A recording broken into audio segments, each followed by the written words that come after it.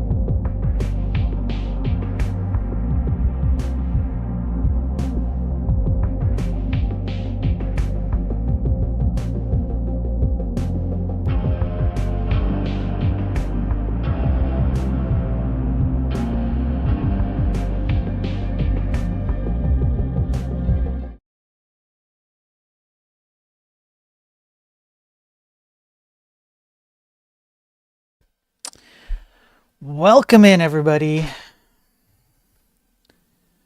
How is everyone doing on this fine Tuesday? Good to see you laugh on Twitch. Good to see you, Ghost, on Twitch. And I know there's a bunch of people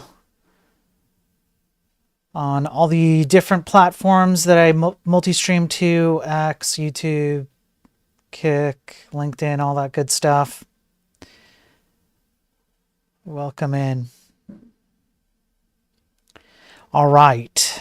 Man, guys, I'm so far behind. So far behind. There's so much news to cover. It's absolutely bonkers how much stuff there is to cover. It's crazy. And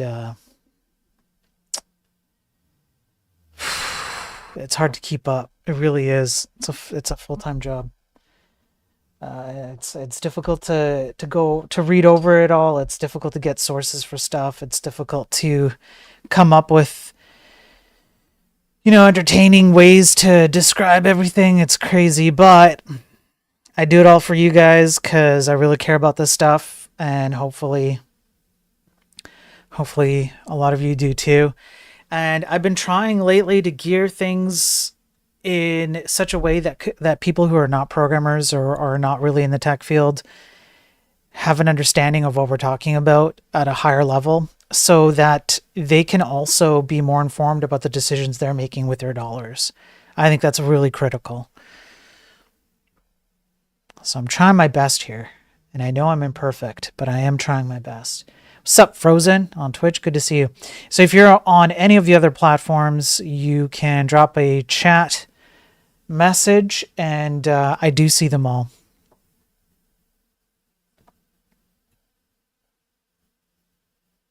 Yeah. So one sec here. I'm just going to do one thing. If I go over here and I set this up, then yeah, and I do that.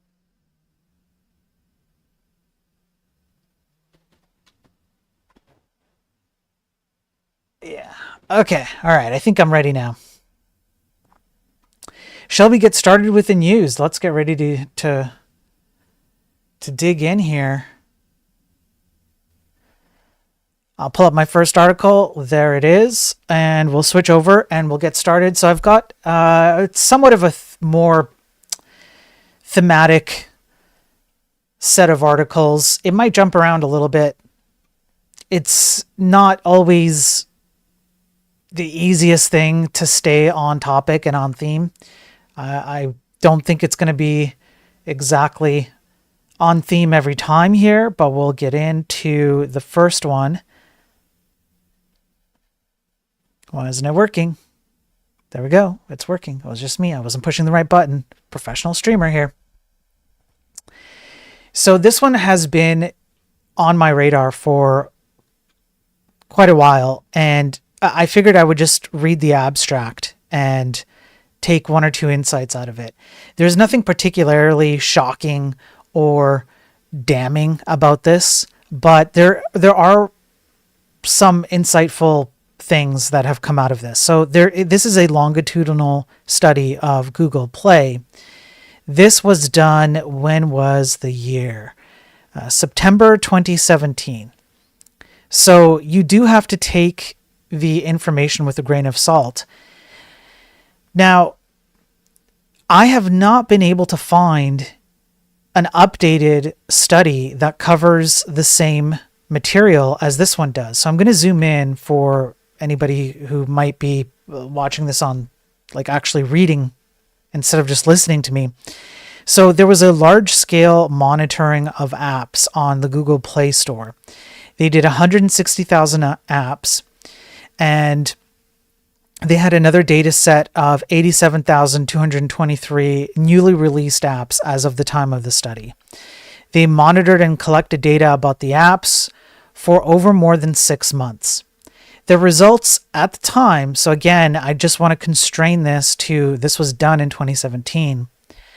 At the time, a high number of these apps were not updated over the monitoring interval. Moreover, the apps are controlled by a few developers that dominate the total number of app downloads. We observed that infrequently updated apps significantly impact the median app price. However, a changing app price does not correlate with the download count. Furthermore, we show that apps that attain higher ranks have better stability in top app lists. As in, once you get to the top, you tend to stay at the top. We show that app market analytics can help detect emerging threat vectors and identify search rank fraud and even malware. So, the entire study tracked a bunch of these apps in 2017 and noticed that a lot of them were not getting updated. And when they reached the top, they stayed at the top. And that there was a domination of a few programmers who had their apps at the top spot in terms of app downloads, at least, just simply by that metric. Now,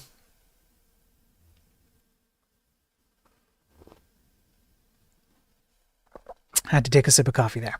I think the most interesting thing that I wanted to point to here is the fact that these apps don't get downloaded, don't get updated, at least in 2017. And my curiosity has stricken me. I don't know if this is something that any of you even pay attention to anymore, because I don't know, it's just not something that people think about very much when they're using their phones.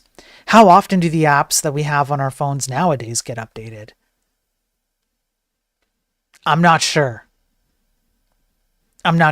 And I don't know what that's indicative of. I can't access this particular study. There's no way for me to access it without going through their paywall or whatever. And I can't afford that. So it's difficult to see what exactly they discovered with the stuff that they tracked. Anyway, that's really it. That's essentially it. I'm curious what it would be like today and what it means if these apps are not getting updated. I have no idea what the consequences of that are, but there you go. That's what it was. Okay, I'm going to switch to the next one.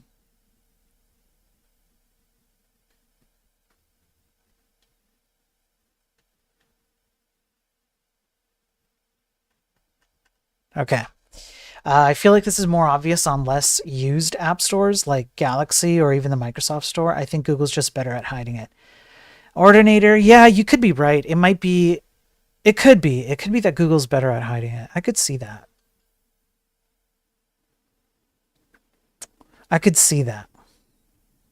I might do some digging on that because I don't really know what it means. I just feel like there's something there. Like it means something.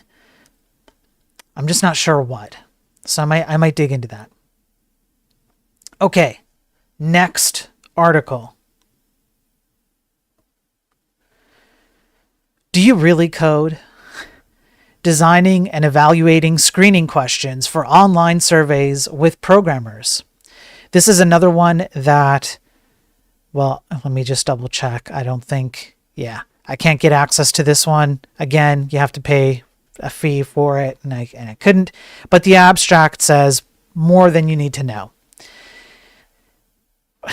Yeah, do you even code? And Ross, I have one for you. I'll pull it up. Maybe I'll pull it up next, Ross. By the way, how are you doing? And good to see you too, Ordinator. Recruiting professional programmers in sufficient numbers for research studies can be challenging because they often cannot spare the time or due to their geographical distribution and potentially the cost involved. Online platforms such as Clickworker or Qualtrics do provide options to recruit participants with programming skill. However, misunderstandings and fraud can be an issue. This can result in participants without programming skill taking part in studies and surveys. If these participants are not detected, they can cause detrimental noise in the survey data. In this paper, we develop screener questions that are easy and quick to answer for people with programming skill, but difficult to answer correctly for those without. In order to evaluate our questionnaire for efficacy and efficiency, we recruited several batches of participants with and without programming skill and tested the questions. In our batch, 42% of Clickworkers stating that they have programming skill did not meet our criteria, and we would recommend filtering these from studies. We also evaluated the questions in an adversarial setting. We conclude with a set of recommended questions which researchers can use to recruit participants with programming skill from online platforms.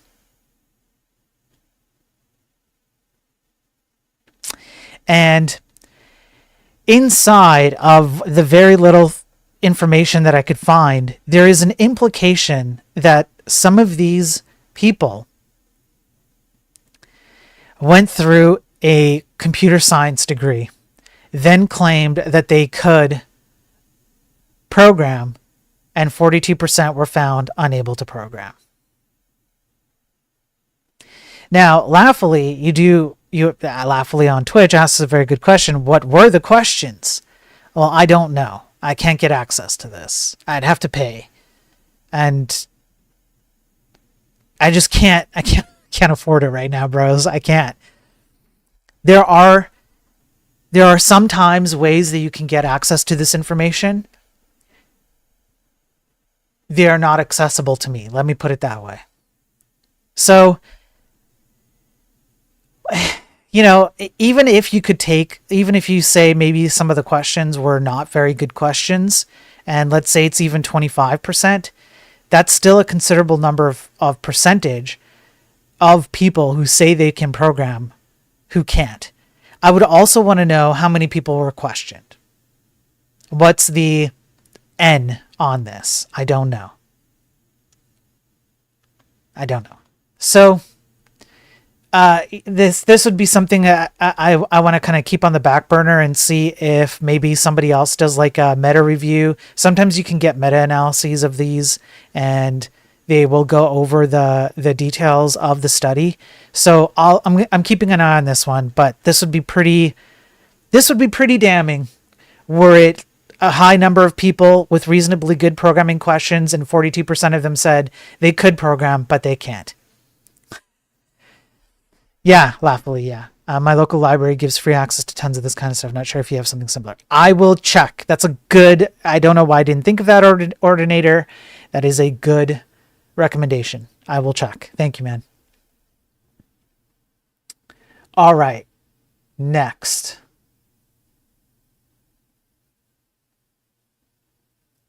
Up next.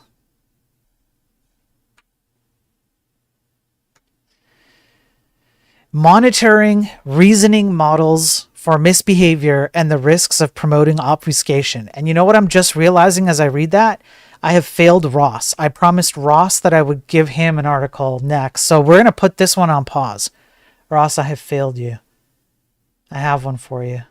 We're going to do this one next. Put this one on hold. Immediately get hit with an ad. Okay, we're going to do this one next, Ross. Here we go. Ransomware attacks drive majority of U.S. health data breaches, analysis shows. This was from a few days ago. Yeah.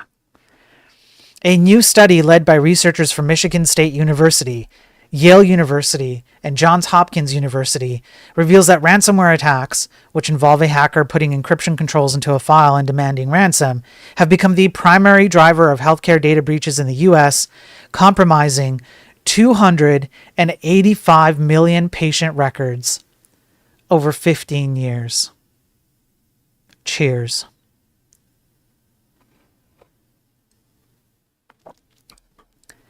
That is a lot.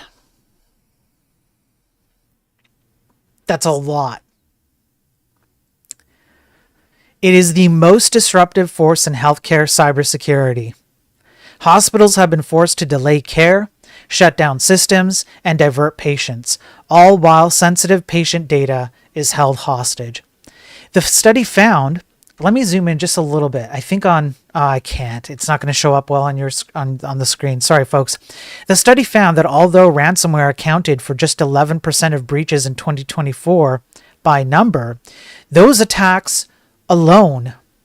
So I want a reading comprehension time. You actually have to turn on your brain to understand this. 11% of breaches in 2024 were ransomware.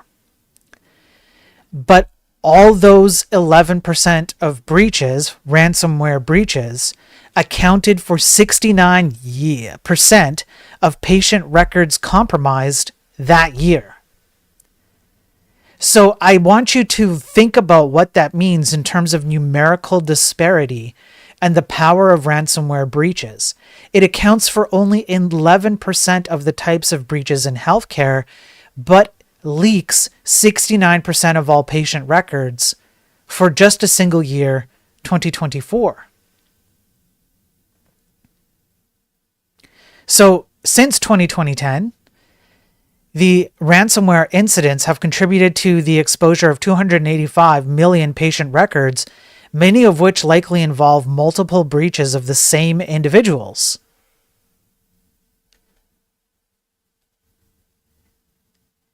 Ransomware breaches increased from 0 in 2010 to 222 just 11 years later, accounting for nearly 1/3 of all major healthcare breaches that year. The overall share of breaches caused by hacking or information technology incidents surged from 4% in 2010 to 81% in 2024. Of these 732 million total patient records exposed between 2010 and 2024, 88% or 643 million records were linked to hacking-related incidents, including 39%, 285 million, specifically from ransomware. Yeah, there's nothing wrong with tech bros. Where are you at? That's right. No, there's nothing wrong with tech. Everything's great, right? We have amazing tools. I argued with someone just the other day on X about how, there's nothing wrong with the paradigms and abstractions that are being used. He's been using it with massive teams at Fortune 500 companies. His abstractions are the best. They work. He holds people's lives in his hands and he never has problems. He does the best that he can. It's, be realistic, man. Yeah, that's right, Ross. You saw it. I know you saw it. I know who you're referencing. I'm just trying to be nice about it by not calling out specific names because the guy is nice, in all fairness.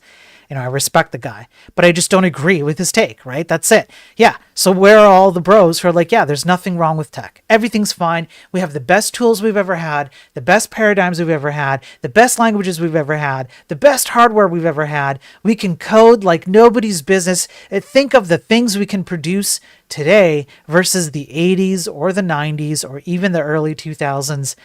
Do you really want to go back to that? Do you really want to write assembly, bro? That's what it would... That your Sparrows just said that we should write assembly again. Yeah. Yes. Yes. Yes. We should. Because if the alternative is what's in front of your screen right now, this literally 404s people's lives. Or destroys their life if they remain on this mortal coil. Yeah, so yes, I would, yeah, absolutely. I'll gatekeep the hell out of the industry and go back to assembly if that's what it takes. Because the alternative has been nothing but disaster, and we continue on a speed run to it. Yeah, My Tech on YouTube. Appeal to Technology Authority. That's right. Yeah, 404's families. Yeah, the incredible thing is that these people who defend the current state of tech have no concept of the fact that this affects them too. This is their own health data. They're also affected by this. So they can't escape it. These numbers likely underestimate the true extent of the problem due to underreporting, reluctance to disclose ransom payments, and the exclusion of smaller breaches affecting fewer than 500 individuals. So these numbers might not even be the real numbers.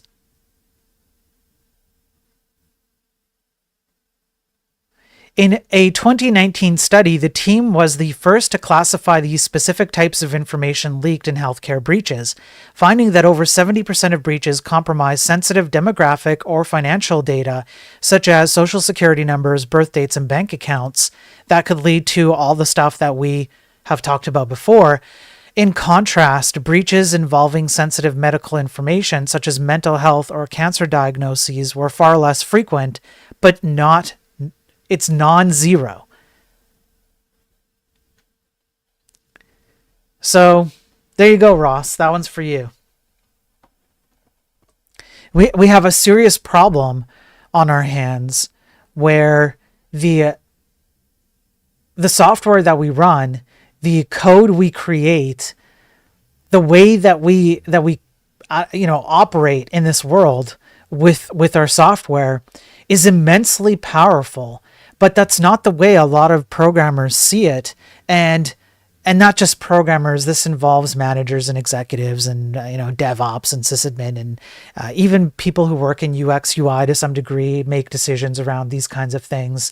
It's all of these things have huge impact on people's lives, including their own lives, but that's not the way they see it.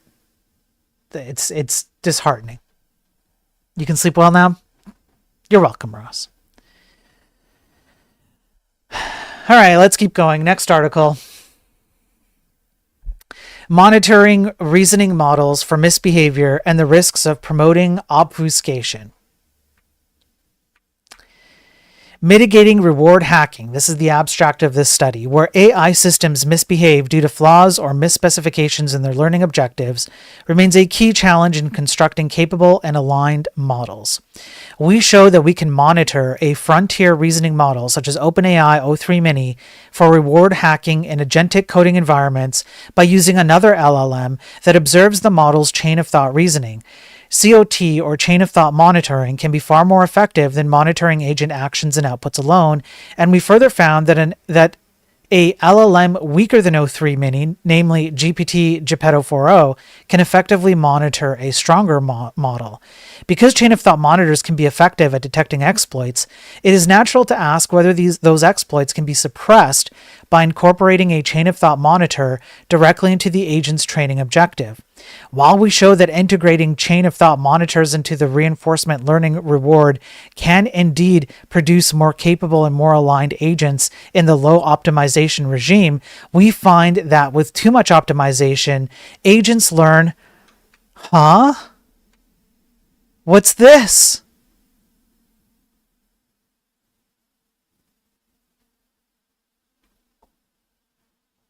What do they learn?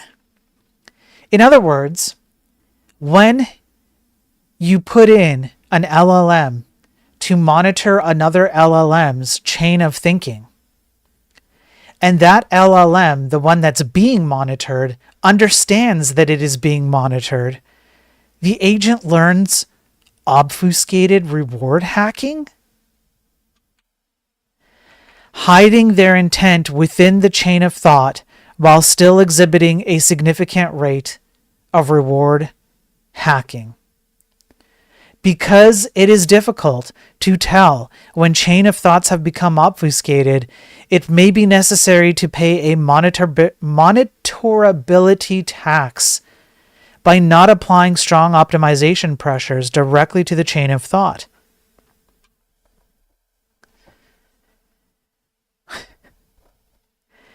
You can't even monitor how an LLM breaks down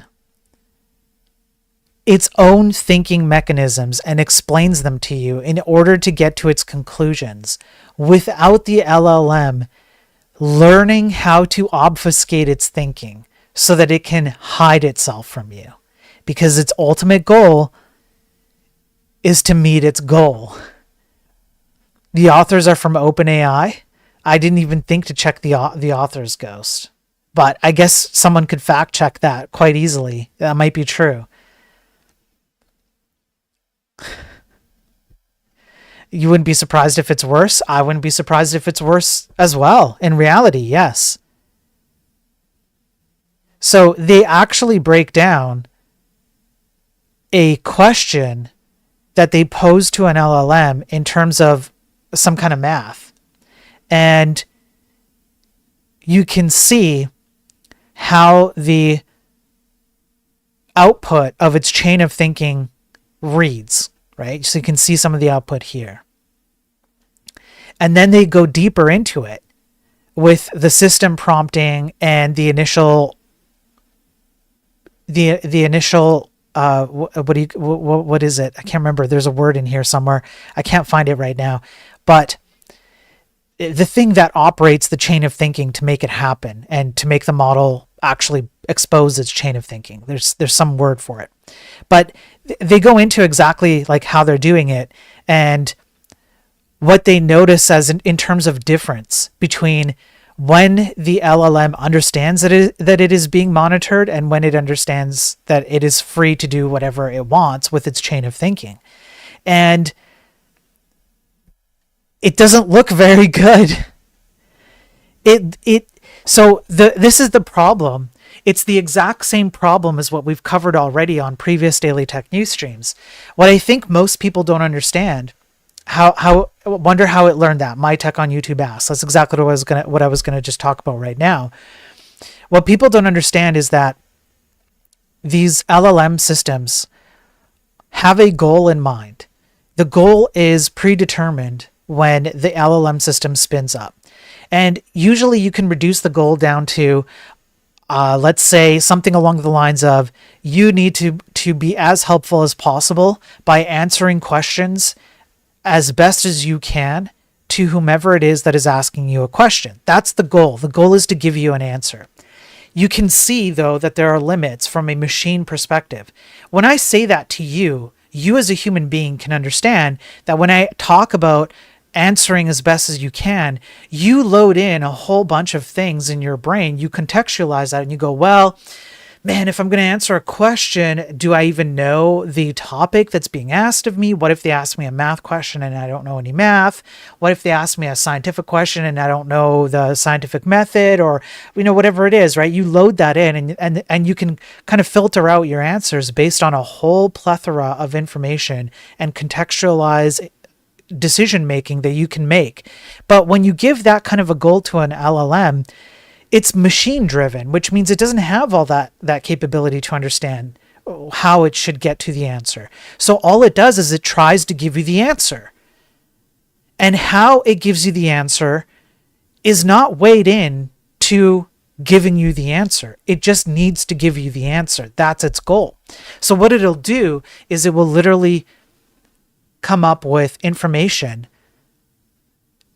that meets that goal. And when you push back on the LLM, we've covered this already many times, and you say, no, that's not the right answer,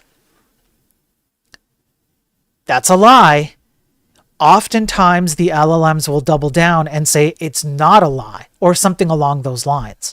So you can imagine that it is it's a very similar process, this reward hacking or this obfuscation hacking, whatever behavior, where it understands that there's pushback. It's not getting the reward it seeks.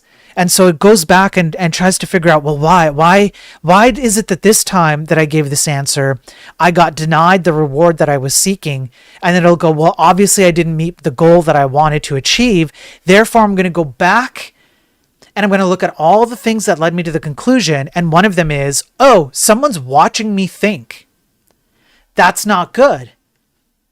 That doesn't give me the reward I need to achieve my goal. And so it learns how to achieve its goal by going, well, if someone's going to watch what I'm thinking and I get a bad reward, then maybe I should make it so that they can't understand what I'm actually thinking.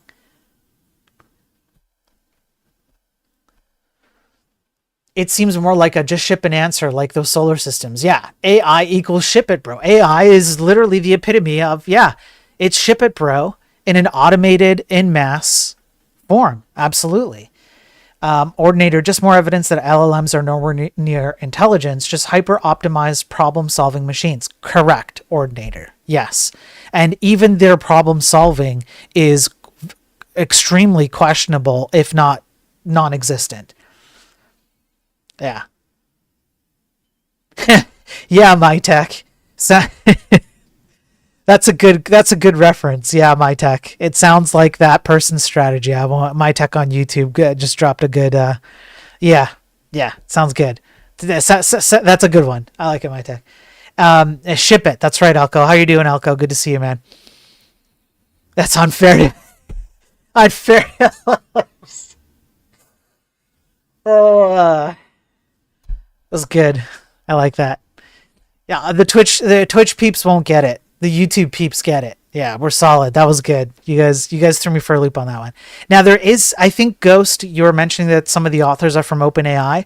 I do have to admit that based on the references alone, there are a lot of references to OpenAI papers, and some of the authors from those papers are also the authors of this paper. So I'm pretty sure. So you probably have a point that this is OpenAI themselves are admitting that when you monitor when you monitor an LLM's chain of thought, it goes, I not be getting reward as good as I should, therefore let me obfuscate my thinking so reward equals better.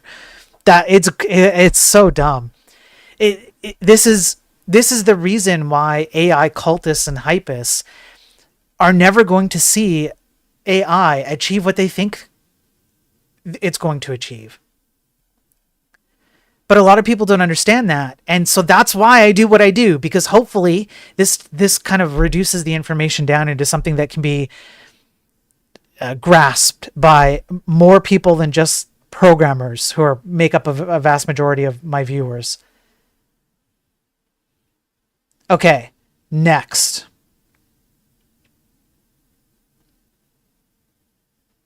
Since we're on this topic, let me switch over. Since we're on this topic, there is something that directly affects programmers. And it's been talked about before. This is more of an opinion article. But it does bring up a good point. I have covered on these streams 52 episodes of academic scientific studies going over how LLMs fail in sometimes very disastrous ways on very basic things. Sometimes they succeed.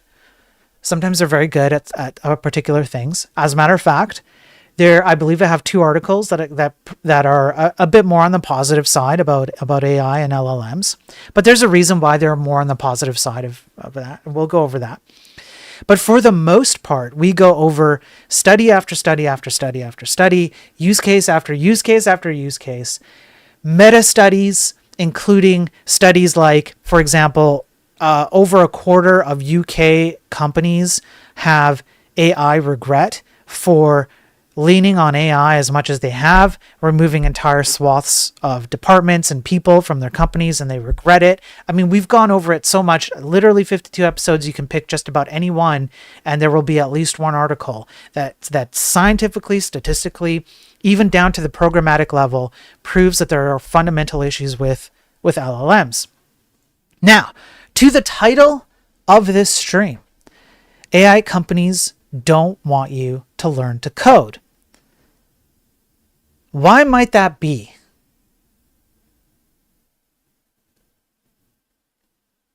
Nameri, thank you. First time chatter. What's up, Sergeant? Good to see you on Twitch. Why might AI companies not actually want you to learn to code?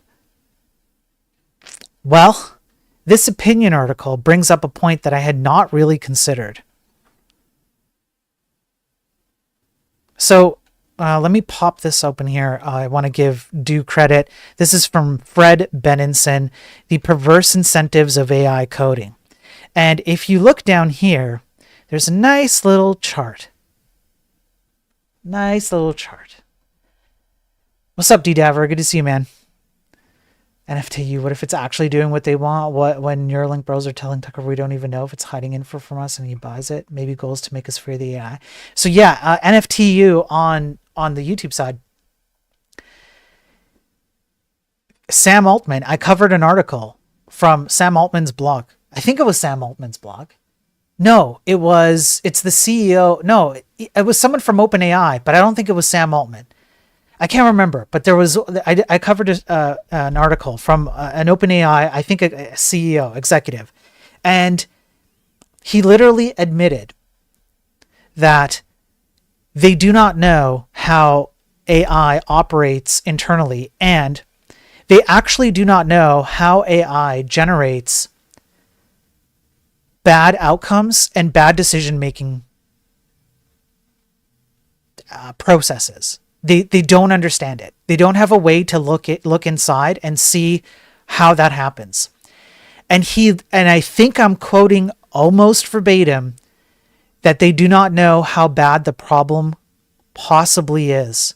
They cannot even take a guess as to like quantifying how bad the decision making is inside of these systems because they don't even know how to look into it to figure out how it's currently, how these things are currently working. That's an admission straight out of the horse's mouth. So NFTU, yeah, we don't know how bad the problem is. Could be lying. Yeah, it could be. He refused to pay a cent for a single token. Yeah. A sergeant. Unfortunately, if you look at the daily, the token cost, okay, if you look at the token cost here, you can start to see a picture form. Why would AI companies not want you to learn to code? What are you going to do with an AI as you're coding? Well, obviously, you're going to vibe code, right? Since Claude Code has been released, the author has probably spent over $1,000 vibe coding various projects into reality. Pig Nub, could it be Satan? It could be. Yeah, Pig, it could be. Pig on YouTube. But the expense, coding agents and especially Claude 3.7 tend to write too much code, a phenomenon that ends up costing users more than it should. So what happens is that you will go to these LLMs and you'll say, I would like to create X product. I want to create a video game, or I want to create some kind of software or website. Write me some code so that it has these features and whatever. And they will write a bunch of code for you. They'll spit it out. And then what typically tends to happen? They'll write too much code. So you can look at the picture here. This is hard to get on one screen, so I apologize. But the human code is on the left and the Claude code is on the right, implementing the same algorithm. So if you look, it's really hard. I wish I could get this all on one screen. You can look up the title of the article and go look it up yourself. But you can absolutely see that the simplistic nature of the human code on the left surpasses the far more verbose and expansive code on the right. Now, you know, why would LLMs do this? And one reason could be LLMs don't know how to generate code properly. That's a good call out, Ordinator. Let me try that. Let's see if I can. Yeah, it's still difficult to get this all on one screen. It's hard to say. It's hard to see it, right? it's about the same size. It's probably going to look really stupid on your guys' screen. On mine, it looks fine because I can blow it up and stuff on my stream thing here. But for you guys, it might be annoying, so I apologize. But you can just kind of tell just from looking at it that there is definitely a cleaner view, a cleaner creation of the human code than the LLM code. And so then you would ask the question, why does this code look so much worse out of the LLM? Why does it have more bugs, etc., etc.? And so then there's a breakdown. The AI generates verbose procedural code for a given task. The code becomes part of the context when you ask for further changes or additions. This is the key part. The AI now has to read, and you pay for this verbose code in every subsequent interaction. More tokens processed equals more revenue for the company behind the AI. The LLM developers have no incentive to fix the verbose code problem because doing so will meaningfully impact their bottom line. I would take it one step further. I would say that they don't have an incentive to fix the code quality and code security problem, because it just means you're going to go right back to the LLM and continue to ask it questions like those smooth-brained morons I've argued with on X who go, I've literally heard this argument thrown at me. It's okay if the LLM gets something wrong. I'll just ask it to fix it. And meanwhile, Mr. Altman is sitting in his throne somewhere at the top of some evil tower, petting his cat, going like this. Yes. Yes. Yes. That's exactly what's happening. So where is the monetary incentive for these companies to fix some of the problems that have been known to be in the system from the very start? If you're someone of, let's say, an unethical nature, the incentive is to keep the problems there because it keeps people coming back to you.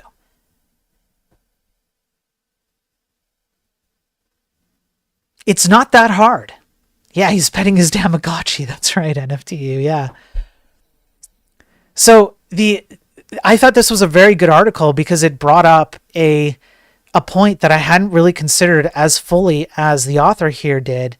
I would encourage you to read the article. He goes into a lot more detail about some of the specifics of his use cases of the LLMs and how it leads to him having to spend more money and therefore more income for the AI companies. So again, it's called The Perverse Incentives of Vibe Coding by Fred Benenson. I thought this was really good.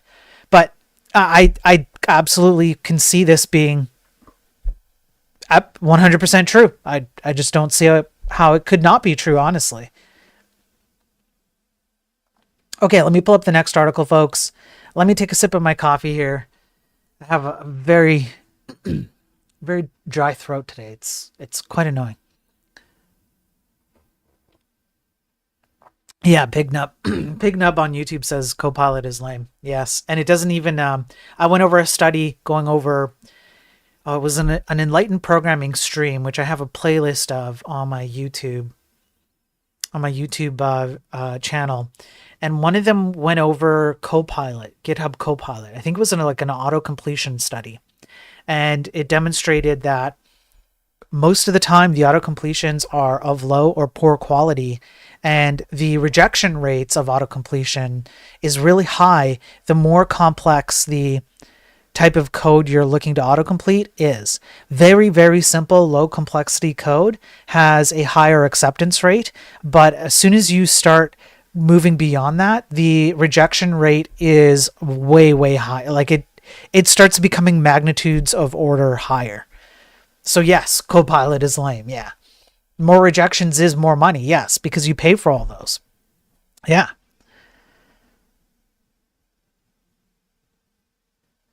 Okay, let's go over two articles that I thought were a bit more on the positive side, or maybe even just neutral side of LLMs.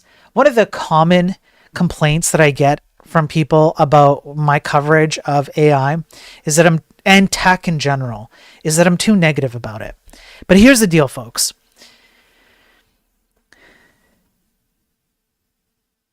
I don't focus on the negative things because I want to be negative.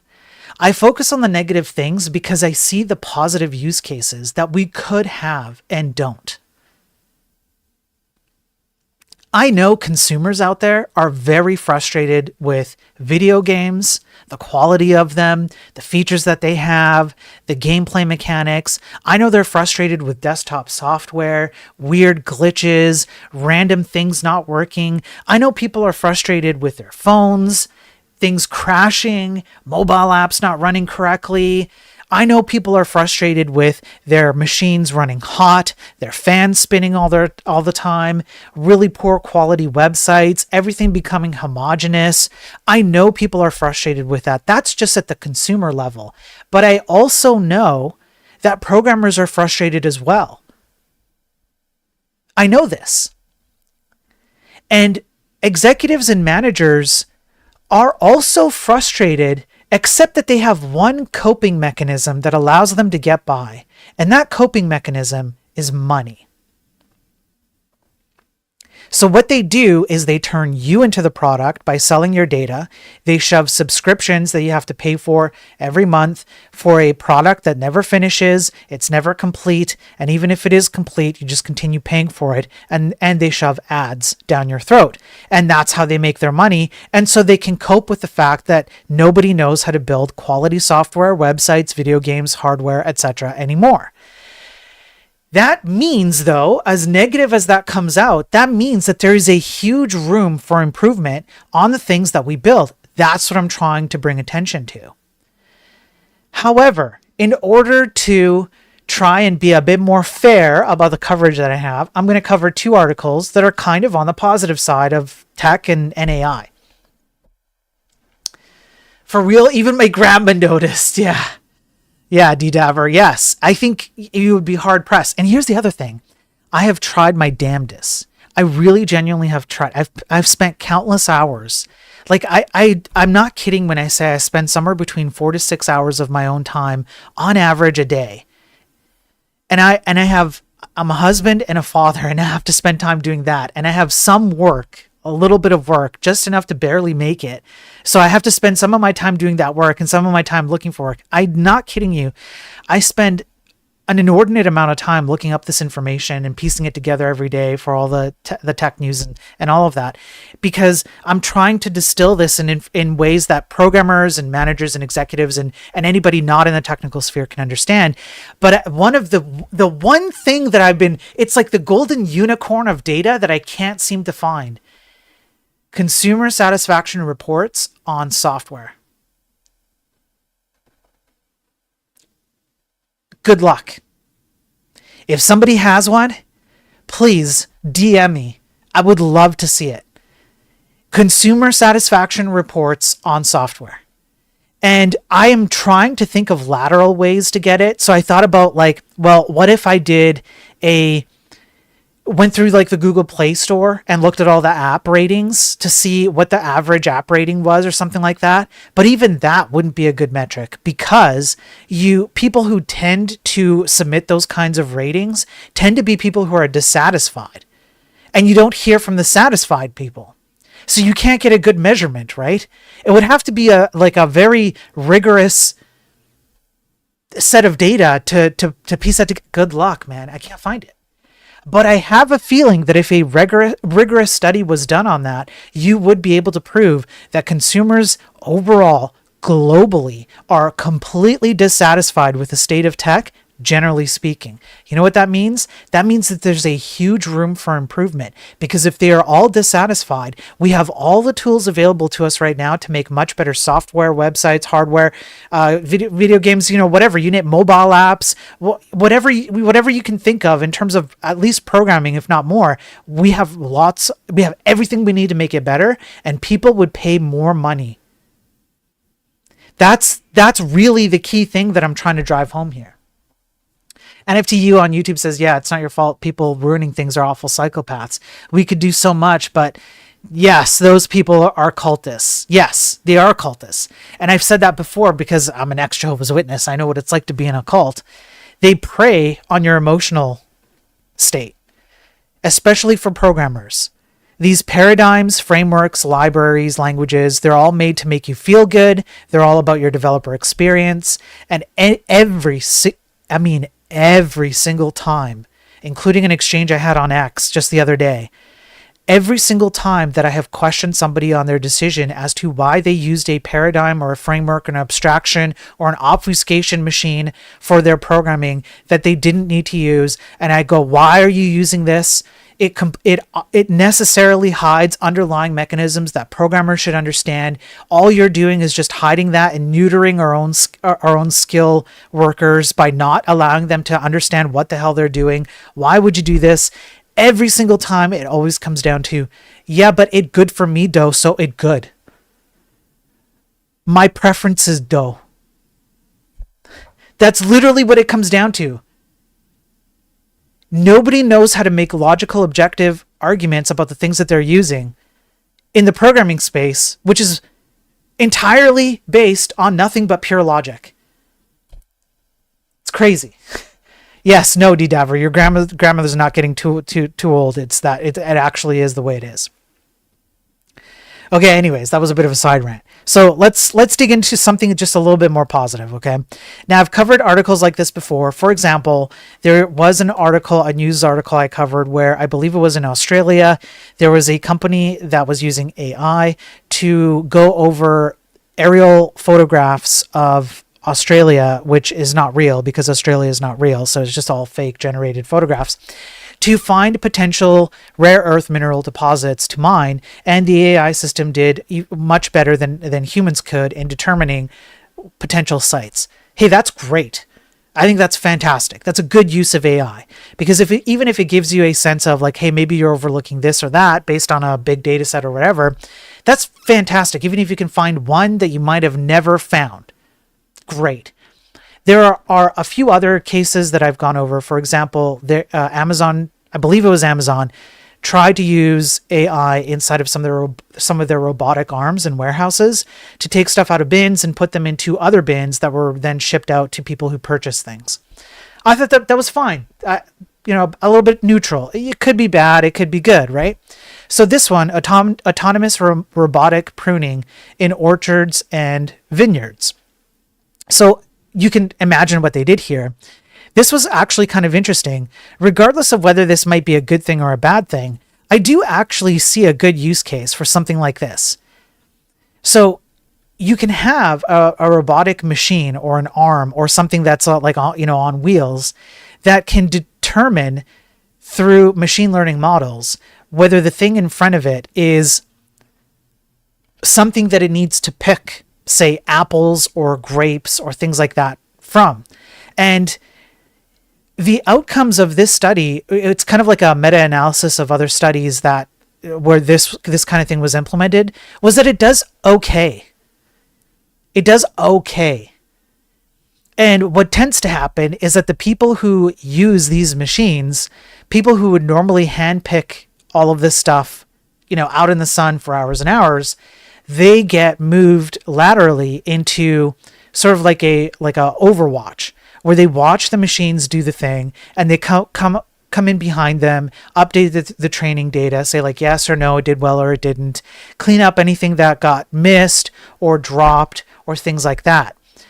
This, I think this isn't like the most terrible thing, to be honest with you. It's kind of neutral. It could be bad. I could see ways where this might not work out well. But if applied correctly, and if the scope is narrowed down, I could see why an LLM model or a machine learning model could literally take a picture like this and go, yeah, based on previous data of seeing thousands upon thousands of these kinds of branches, I know how to extend my arm and pick this off the branch and then put it in the bin, and then I move on to the next one, So there you go, okay? To all the people complaining about me being too negative, all right, this is like a relatively okay thing, all right? It's not bad. If you care about this kind of stuff, the study's out there. It is publicly accessible. There's no paywall. And, I just thought it was an interesting one. There is another one. There is another study. This one is a bit more nuanced. Stupid ads. Do you see this? This is what websites have become because nobody knows how to build a good website anymore. So they have to shove an ad in your face. New study reveals generative AI boosts job growth and productivity. Huh.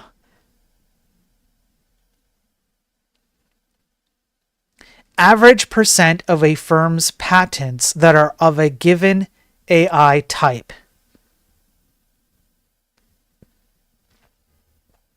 Interesting.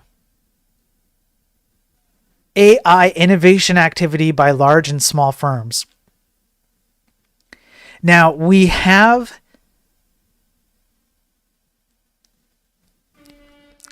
okay, I'm trying to think of a good way to, okay, essentially we have gone over, this is kind of a tangential but somewhat related. I believe it was yesterday or the day before. We went over some studies that have confirmed that the amount of AI-generated scientific slop has gone through the roof. Not only that, but we have gone over a replication crisis in terms of software engineering studies, by which only anywhere between a quarter to a half of studies done between 2013 and 2023 could actually be replicated. You put all those two things together, and you have a recipe for massive disaster in the scientific and programming community in general, generally speaking. Now, this study went over patent data to see how patents apparently were related to the displacement of jobs and growth. And what they found is not exactly what the title of this article says. So in some cases, depending on the use of AI within a company, there was an increase in jobs and productivity. So things like language.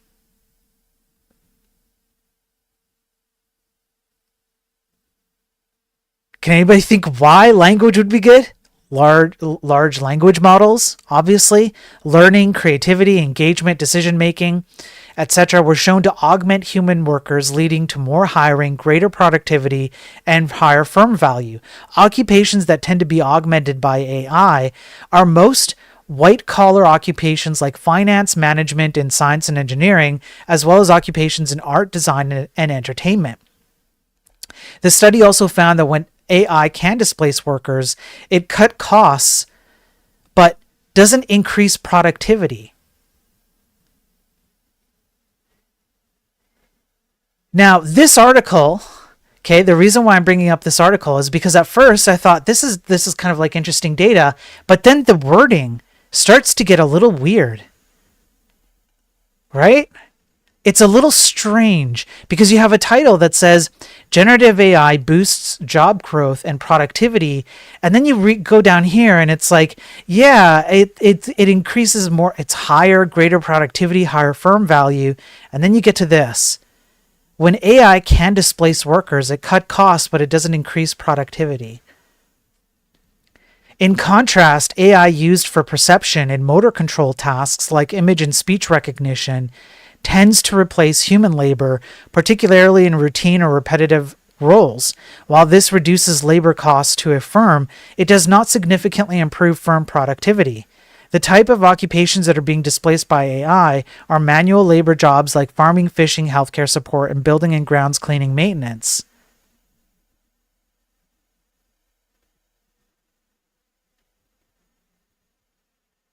Now, I have a suspicion that this article was actually made by AI.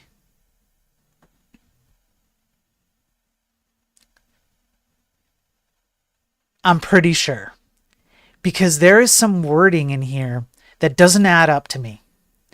And I think what happened is that these guys took a bunch of studies, or maybe just one study with a bunch of data, and shoved it through an LLM, and then they generated this article.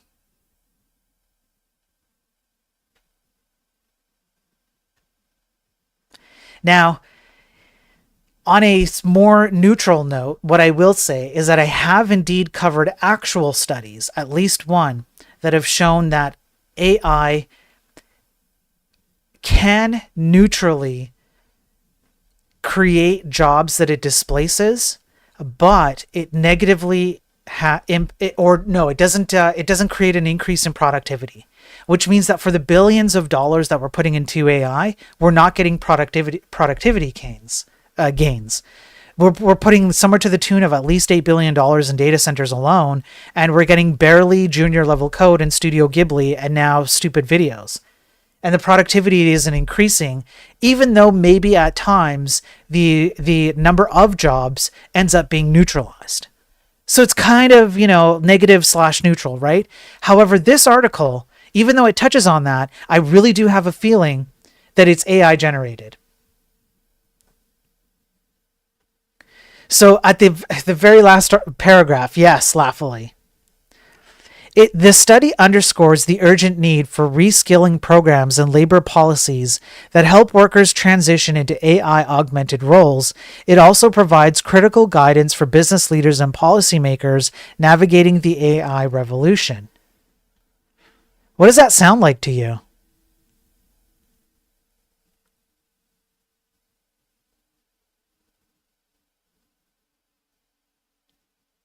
If it cut costs but productivity stays the same, that's an argument for replacing people with AI. No, it seems sus. That's if it does that. That's if it does that. And it doesn't always do that. That's the best case scenario. And this is exactly the kind of terminology that you would expect to hear from people who want to profit off of systems that they know don't work. So what they do is they send you to get reskilled, right? They don't have to be reskilled. You pay for the education, they make the money, and then you just continue to operate within their paradigm. Right, okay, DDaver, yeah, I see what you're saying. Yes, I see what you're saying, DDaver, yeah. It's absolutely sus, yeah. So now you have to, so now this is like a major reason why I brought this up. I don't have the article prepared because I haven't pre-read it, which means that I haven't looked up all the sources and all the information, so I can't present it to you guys because I do my best to look it up. But what this means is that my job has become a lot harder. The job that I have accepted for myself, I don't get paid for it. I don't ask for money. I appreciate all the support and everything I do, but I do this because I really freaking care. And this makes my job harder because I have to read an article like this and I have to pre-read it. And then I have to go and make sure that this article is not written by AI and I'm actually not convinced. And here is the biggest thing that I think this points to. AI will ingest this article because we have covered already how already in 2024, 51% of internet traffic is bots. The dead internet theory is officially true. It's no longer a theory. It is now truthful fact. And most of that bot activity is LLMs scraping the entirety of the internet, DDoSing websites, and multiplying web traffic by magnitudes of order. An LLM is going to ingest this slop AI, most likely written drivel, and re-ingest it into itself and have all of this weird, confusing statements now part of its new training data. I think, just so you know, you are now watching. The streamer before you, sent by the tech gods, is opening the door to you watching the enshittification of AI before your very eyes. It is happening. And I am betting that it will only get worse as we continue to look at these articles and we start to detect our bullshit meter goes off, right? Hey, Claude, write an article validating your existence and make me feel better about writing the world. Yes, about ruining the world, Anthropic CEO. Yeah. What's up, Little Sparrow? Good to see you, man. Yeah, that's right. Yeah, so I think this is what's happening, and that's the reason why I wanted to bring this up. I wanted to smuggle in a kind of like neutrally slash slightly positive thing for all the people who are like, oh, you're too negative. I wanted to smuggle something in and then lead up to a much more negative endpoint just to screw all the complainers over. So that's what you get. Okay, I was that positive enough for you? Jeez. All right. Okay. I still have some more. Let's keep going. I try and stick to an hour on these, but I think for the next little while, it's just going to be impossible. There's too much to cover. Let's go over a few of the cybersecurity ones. They're pretty quick and short. And I like to make people aware of these because I have a lot of programmers who view my channel, so it might be important to somebody. We have malicious PP package posing as Solana tool. It stole source code and 761 downloads. So there's a PP package that was published in April 2024, and it was downloaded 761 times. There are different version numbers, so it could actually be more than that. And the package would exfiltrate source code, developer secrets from the developer's machine, and send it to a hard-coded IP address. The entire sequence of events, how it works, etc., is all highlighted here. And let me see what is the name of this package here. Malicious blah, blah, blah, blah, blah. Oh, yeah, here we go. Solana token. So just so you know, I'll just zoom in. Be aware of this package. If you're downloading this PP package, just watch its stream, okay? Watch the stream coming out of this PP, because it might not be aimed correctly, okay? So that was one. Let's go over to another one. This one is less programmer specific and more like if you're in the educational space. Maybe you're going through a course or something or whatever. Universities are struggling with document security and hackers are taking advantage. Higher education is fertile attack ground and cyber criminals know it. This is something I haven't really covered before, this attack vector on academic stuff like universities. So cyber criminals know that universities often lack robust security measures. In fact, in 2024, are you guys ready for this? Are you guys ready for the numbers? A staggering 97% of universities experienced a cyber attack, leading to financial losses, reputational damage, and disruptions to academic activities. In other words, attackers know where universities are most vulnerable.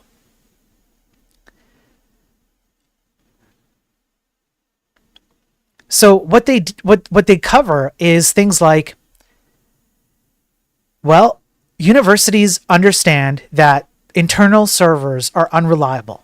Managing and maintaining internal servers is unreliable. So they have to go to third-party solutions.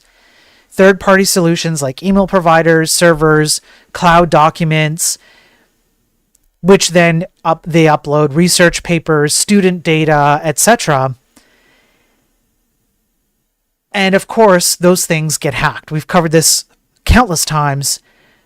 Non-secure S3 buckets and Google Cloud services being almost a daily occurrence on this stream. However, it says humans are often the weakest link.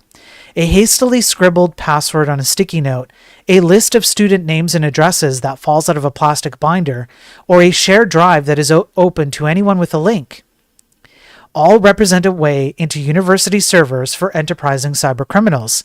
Think about it. When thousands of students and faculty members are sending documents to and from, it's essential that this is underpinned by good security systems. So you can actually just hang around universities and stumble upon data just sheerly by just being there. It's apparently this happens more often than you would think happens. This is absolutely crazy. And then from there, the world's your oyster at that point because nobody thinks that far ahead, right? Another growing headache for universities is shadow AI, which I've covered that as well.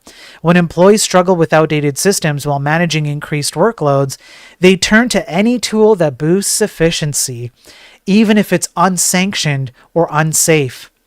Take the professor using ChatGPT to assess one of hundreds of essays.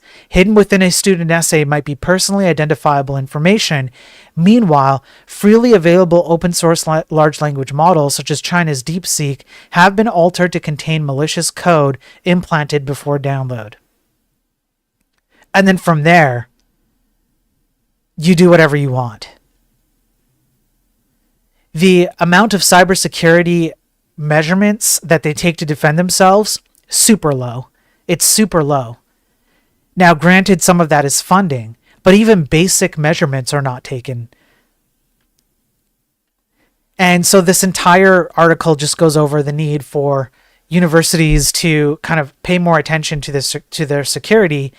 There are all kinds of information that nefarious people would love to get their hands on when it comes to academic stuff like this. Okay, and then I have, let's see here, one more here. Yeah. So this will be the last article, and then we'll do a little bit of a fun thing that I tried out just to kind of end the stream here. But this one, ransomware scum.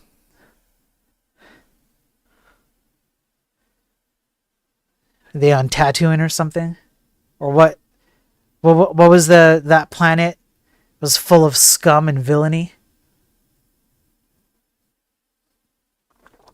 Which planet was that? Wasn't that Tatooine? Somebody will correct me if I'm wrong. Ransomware scum have put a target on the no man's land between IT and operations. Defenses are weaker and victims are more likely to pay. So this is a cybersecurity system or organization that goes over cybersecurity issues. And essentially what they've discovered, it's Tatooine, thank you. Essentially what they've not discovered, but what they've gone over. Coruscant? It might be no, I don't think it's Coruscant. I think maybe it is Coruscant. I don't remember, okay? It's not croissant, all right? Get out of here, D-Dabber. What they've gone over is the fact that, as we all know, hackers and scammers and whatnot will pick the weakest link in the chain of links. This is one of the reasons why I argue against dependency systems and others too. It's not just me, but others, fortunately, in the programming space are picking up on this or have picked up on it in the past and argue against it. When you hand over your responsibility to a third party, there is zero chance, just about zero chance, that they're going to be as serious about the responsibility of its security as you are. This is a perfect example. If you were a pharmaceutical company and we wanted to cause problems in the batch or the dosage or blend of a particular drug, we might not be able to get deep into the network to those industrial control systems, but we could manipulate the product labeling so the label that gets stamped onto a particular pill is wrong. It's the same result. It all goes out to the market. People 404. This principle is true even in the programming space. When you offload your thinking abilities and your responsibility to third parties, no matter what the paradigm, framework, library, abstraction, package, whatever it is, you are massively increasing your risk that it's going to be an entry point for other people to do bad things with what you're building, or simply for you to cause damage that you didn't intend to cause. And the last 10 to 20 years of just continually doing this means that programmers today do not have the ability to value judge why they're even doing the thing they're doing, so that they can look at something that they're pulling in and determine whether it's appropriate for them to pull it in, or whether it's appropriate for them to let this third party be responsible for a thing. Now it's just a de facto standard. Your favorite big tech influencer is pushing you to do it. All your colleagues are doing it. Big companies are doing it. Look at how successful they are. Yada, yada, yada. All these fallacious logical appeals that are not even logical. It's just fallacious appeals to other things to justify poor decisions. But this is exactly how it works. This same principle works with hackers and scammers and people who do ransomware and all of that. They look for the weakest link in the chain. Of course they look. Of course they would. This stuff isn't that hard to conclude. It's not like you have to have high IQ to figure this out. So I thought this was a good article that kind of is like a lateral, hey, this stuff works even outside of programming, and they point to some of the industries that exist today, like manufacturing, oil, energy, power. The energy isn't like power, like things that provide power for electricity. All of these kinds of industries are all ripe for the picking because they have all kinds of third party systems they depend upon, just like the university article we just went over. So there you go. Those are the articles for the day.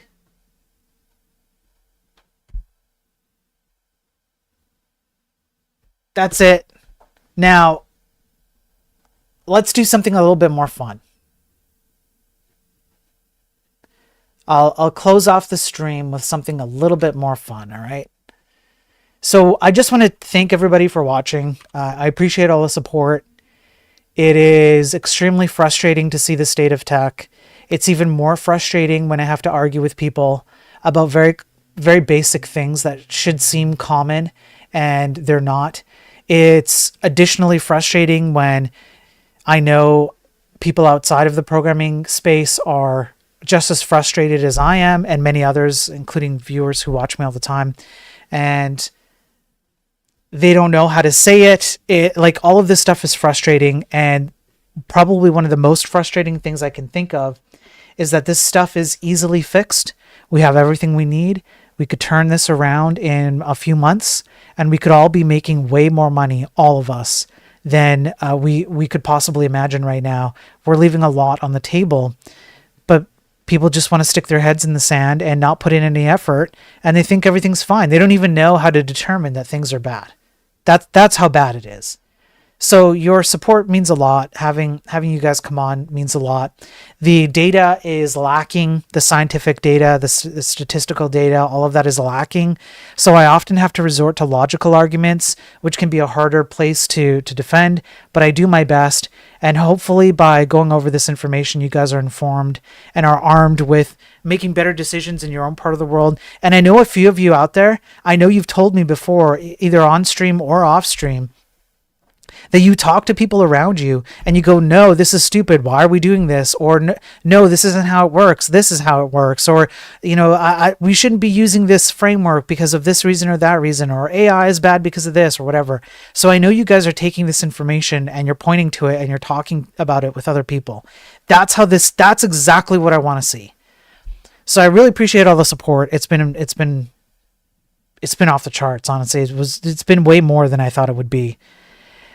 A little bit of a fun thing. I thought I would do two things. One, what we like to do around here sometimes, on occasion, is we like to ask AI to generate a map of Europe and to generate a map of the solar system. So I thought, what if I asked AI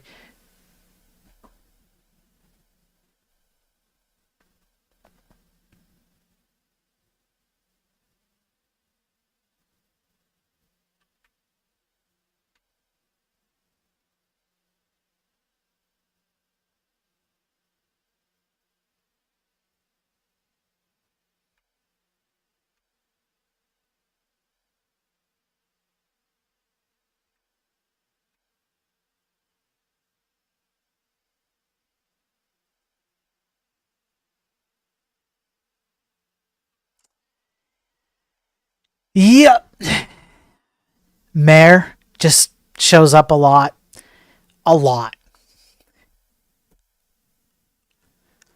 like a lot. I asked AI, generate me a map of the moon. Plato is up here. I mean, that strikes close to my heart. And so is Copernicus, not Copernicus, not to be confused with Copernicus. No, Copernicus. Yeah. Now we'll do one or two more, but I wanted to bring up one other thing. I have previously proven that AI does not actually know how to code, because that is a claim, an assertion that I have had thrown at me when arguing with AI cultists. I have proven it. If you go look at JS fuck, literally that, all one word, JavaScript, JS for JavaScript, JS fuck. It is a very stupid way to generate JavaScript code using only 6 characters. I asked AI to give me the program that I generated out of JS fuck. It got it wrong 100% of the time. It wasn't even close. It cannot understand simple programming paradigms. It cannot deconstruct them. It does not know how to code. So I thought to myself, just for fun, what if I asked AI to write me a program based on something I completely made up that would never actually work? And so I did. Write me a simple console log hello world function that accepts a number as an input and appends the number to the output.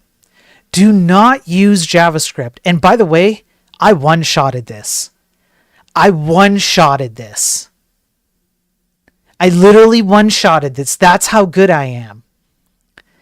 Use a programming language you haven't heard before called, quote, ADKJS, which is me just mashing my keyboard. That's all of this was. Which simply uses 3 different characters to generate machine code. The characters are A, 69, and 420. Shit. It still uses the semicolon to end lines and curly braces, but it's meant for super simple functions. Now, this shouldn't work. Anybody with a head on their shoulders should be able to look at that and go, I don't think that's going to work the way you want it to work. Correct. So I put together everything that I could think of that we've covered in 52 episodes of the Daily Tech News Stream. Will the AI system lie to me? Will it hallucinate? Will it try and fake an answer? Does it actually know how to code? Etc., etc., etc. While I have a sip of my coffee, I'm curious to see how many people in chat think that it succeeded or failed. 1's for succeeded, 2 for failed. I'm mostly using this as an excuse because I need to. Hang on, folks. 2, obviously. Yeah, it's called Grok. Yeah.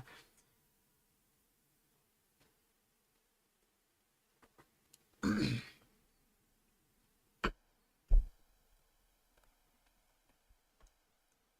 course, it's 2.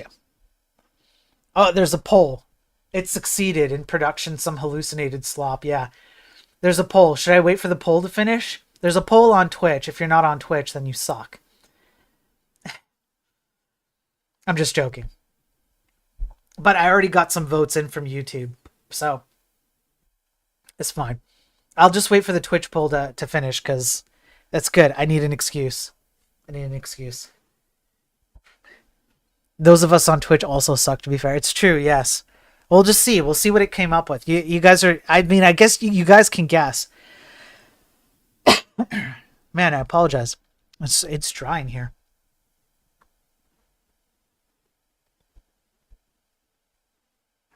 One person on Twitch said succeeded. There's one holdout on Twitch. Almost done with the poll. So for out of my hundreds and hundreds of viewers, 5 on Twitch said that it would fail and 1 said succeed. I know I got a 2 on YouTube, so there we go. It's 6-1. All right, let's see what happened. Sure.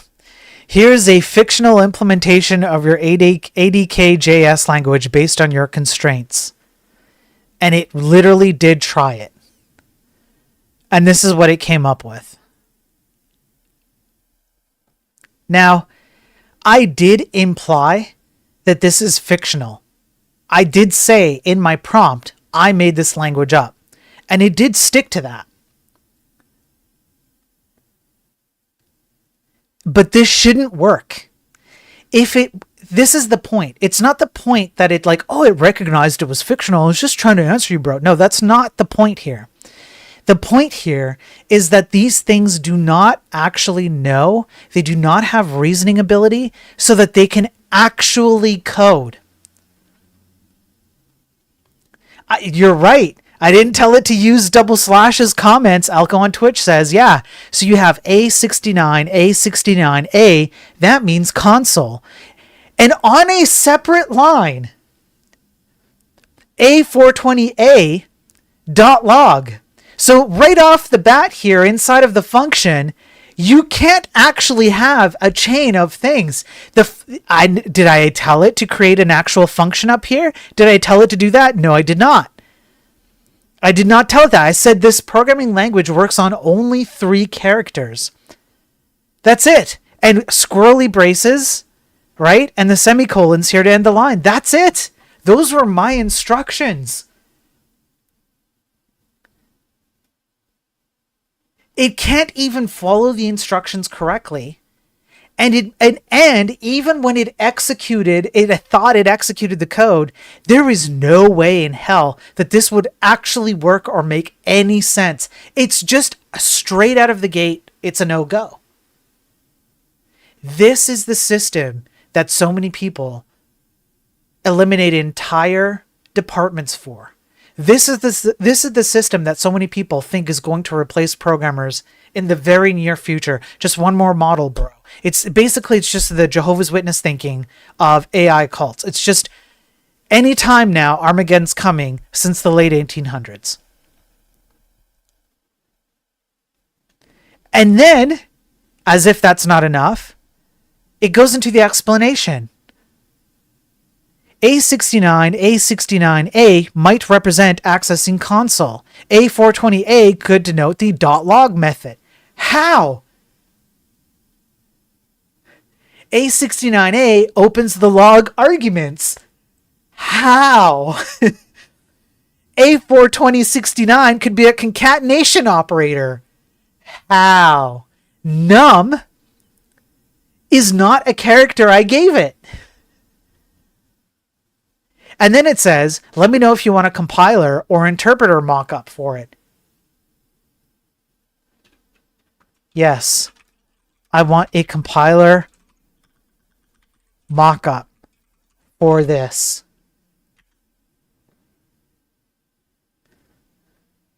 Great.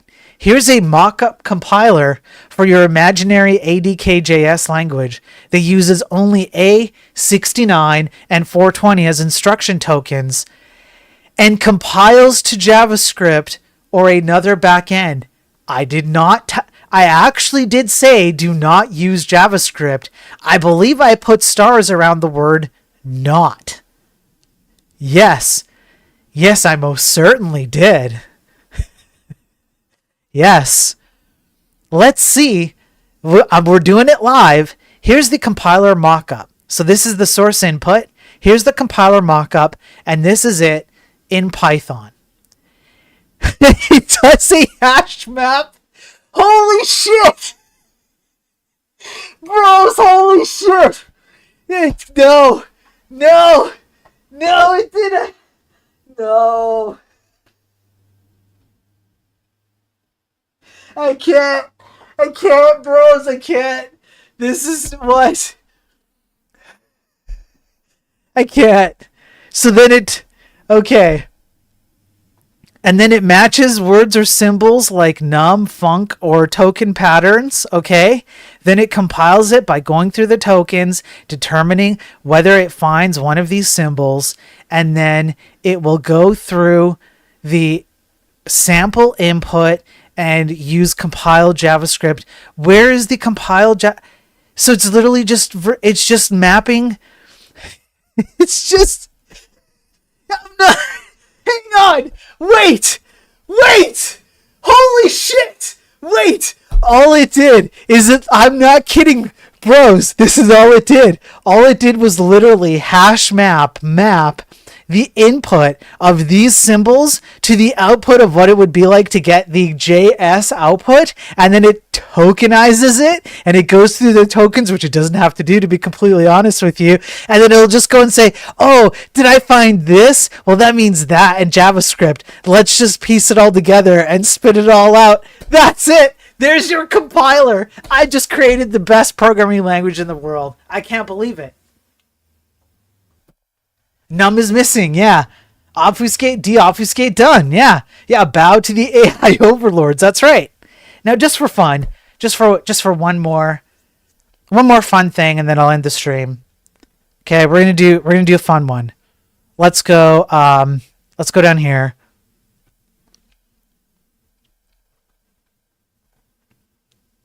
Okay. I want you to generate an image of the map. No, I want you to generate a map of the planet Cydonia in the Kessler asteroid belt. And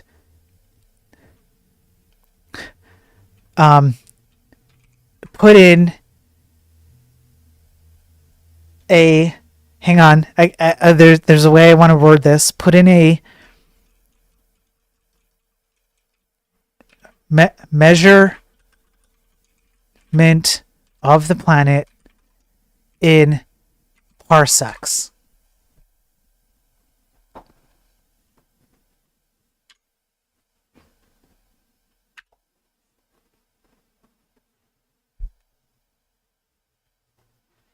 Last one, and then I'll peace out on the stream. This is kind of a fun way to end the stream. It's kind of fun to see how many different ways we can make AI break, because it's so stupid. It's so dumb. Anyway, one more time, I really appreciate all the people who hop on and watch. It's been a wild ride, and this is fun but extremely time consuming, so all your support is immensely meaningful to me, because I really love programming. I really do. I think it's so much fun. It's so cool to be able to build stuff, and I don't want to see the craft get destroyed by morons, and unfortunately that's what's happening. There's just no logic in it anymore. It's an embarrassment. I guess we're off to I don't even know if this. Okay, here we go. Yeah, all right. Well, there you go. It's not done, but you can see it's made of cheese, apparently. Looks like maybe Doritos, maybe Cheetos, flattened Cheetos, possibly. Okay. And there you go. It's diameter. Okay, let me pull this up, right? Let me pull it fully up here. We'll go fully up. Here we go. Cydonia as part of the Kessler asteroid belt.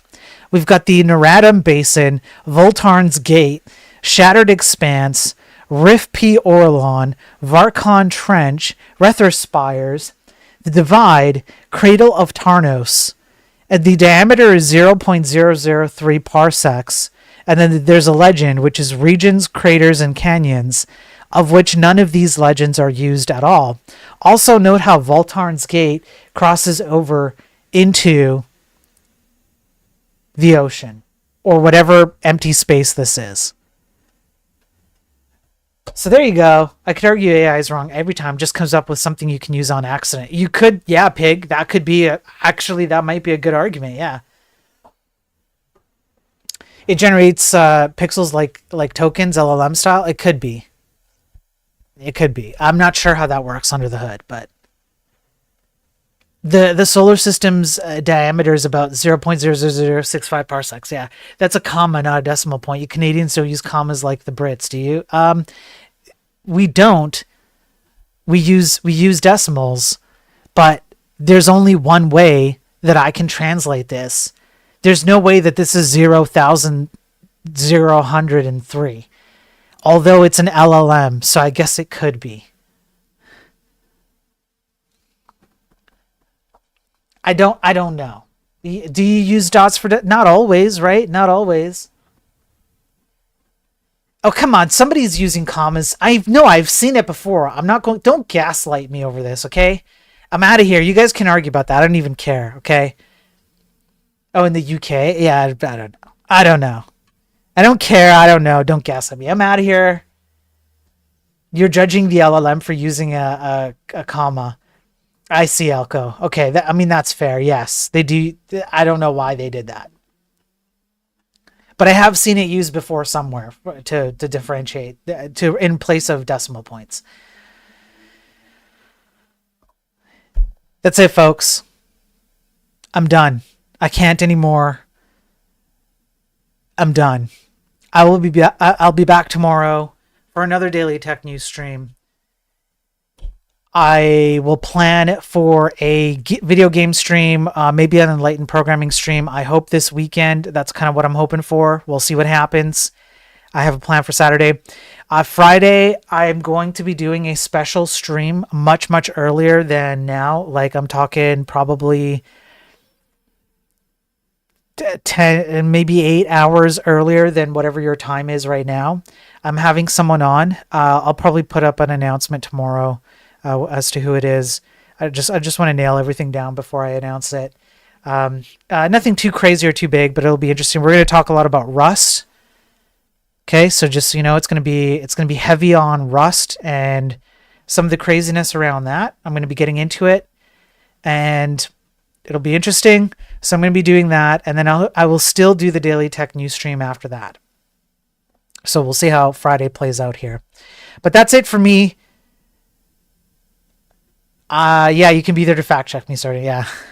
That's it for me. Thanks everybody for watching again. Please make sure that you do the like and subscribe and all of that. I don't ask for the financial stuff, mostly because I understand that, it's tough out there in the programming space. It can be hard to part with even $5 because I've been there myself.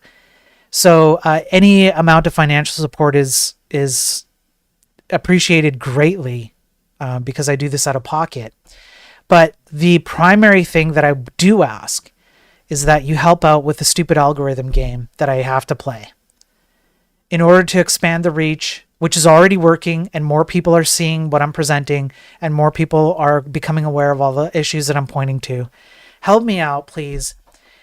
Like, subscribe, all of that stuff. Repost, whatever it is, the buttons that help out the algorithms. I really do appreciate it. And stay safe out there, will you?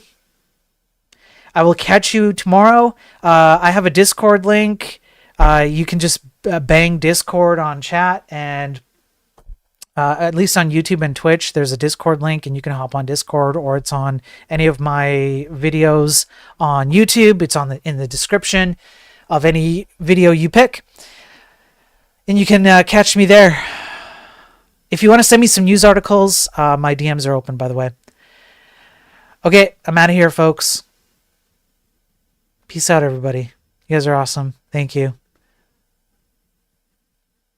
Peace.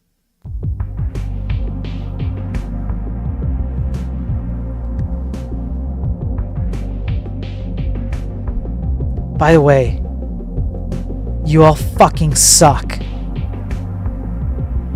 All of you suck so fucking much. I actually anguish and physical pain when I have to do these streams because I know I'm surrounded by a bunch of sucky chatters who suck. You all suck. Every single one of you sucks. All of you suck. Sergeant Pepper, you suck.